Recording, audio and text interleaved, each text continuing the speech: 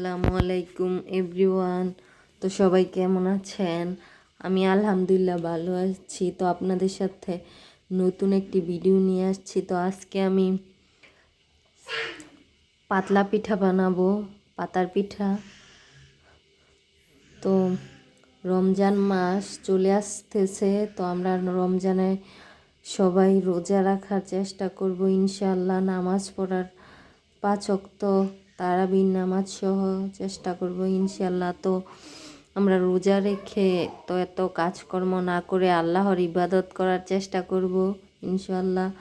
তো ভাবলাম রমজানের পরেই, তো জানি না ভাগ্যে কী আছে, তো সবাই তো আশা করে একটা জিনিস নিয়ে। তো আমিও ইনশাল্লাহ ঈদের জন্য পিঠা বানাবো ভাবছি। তো আজকের রেসিপিটা পাতার পিঠার। তো এখানে আমি অল্প গুড়ি নিয়ে নিয়েছি আর কলা পাতা নিয়ে নিয়েছি। কলা পাতায় ফাপ দিয়ে আমি আজকে এই পাতলা পিঠাটা বানাবো। তো এখানে নিয়ে নিয়েছি গুড়ি। তো এই গুড়ির মধ্যে আমি একদম অল্প পরিমাণে একটু লবণ দিয়ে দিচ্ছি, কারণ কম লবণ দেওয়ার কারণ আছে, কারণ পিঠাতে গুড় দেওয়ার সময় গুড়েতে অনেক পরিমাণ লবণ থাকে, তাই।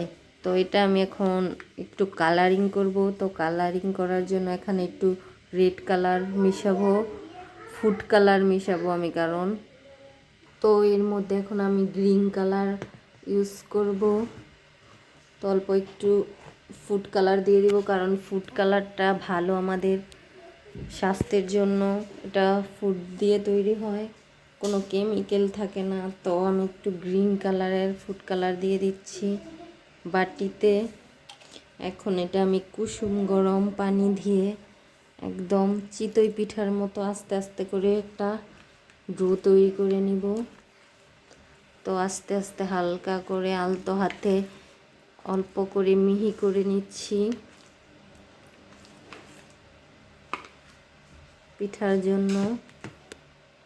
তো দেখুন, এটা হলো পাতার পিঠা, তাই এটাতে আমি সবুজ রং ইউজ করেছি।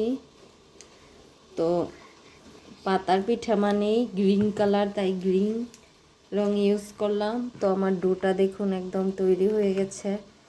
এই যে একদম সুন্দর, বেশি ভারীও না বেশি পাতলাও না, সুন্দর করে তৈরি করে নিয়েছি। এখন আমি একটা পাতায় পিঠার জন্য সুন্দর করে দিয়ে দিব গুল করে। তো দেখুন ডোটা তৈরি হয়ে গেছে। তো ডোটা তৈরি হওয়ার পর এখন যেই কাজটা করব সেটা হলো আমি একটা এই যে কলা পাতা নিয়ে নিচ্ছি। এই কলা পাতাতে তৈরি করে নেব এখন একটি পিঠে। তো এখন আমি অল্প পরিমাণে একদম দিয়ে দিয়েছি। তো এটা আস্তে আস্তে গোল করে নেব সুন্দর করে।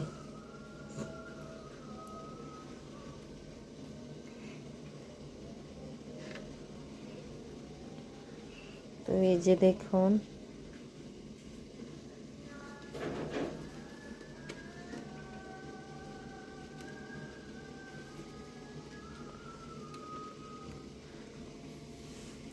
তো এই যে দেখুন গাইস, সুন্দর করে গোল করে নিয়েছি। এখন এটা আমি ফাঁপে বসাবো।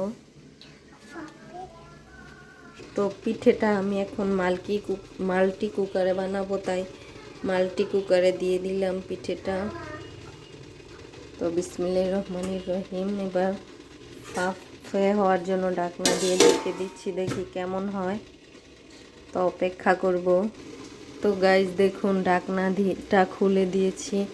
তো আমার পিঠাটা পারফেক্টভাবে হয়ে গেছে। তো এটা রোদ্রে দেওয়ার আগেই আমার মেয়েরা নাকি খাবে। তো দেখুন গাইস, একদম উঠিয়ে দেখিয়েছি, পারফেক্টভাবে হয়ে গেছে এখন এটা। এই দেখুন গাইস, আমার কাগজেরটাও হয়ে গেছে। তো দেখুন গাইস, আমি এক এক করে অনেকগুলো পিঠে বানিয়ে ফেলেছি। তো আরও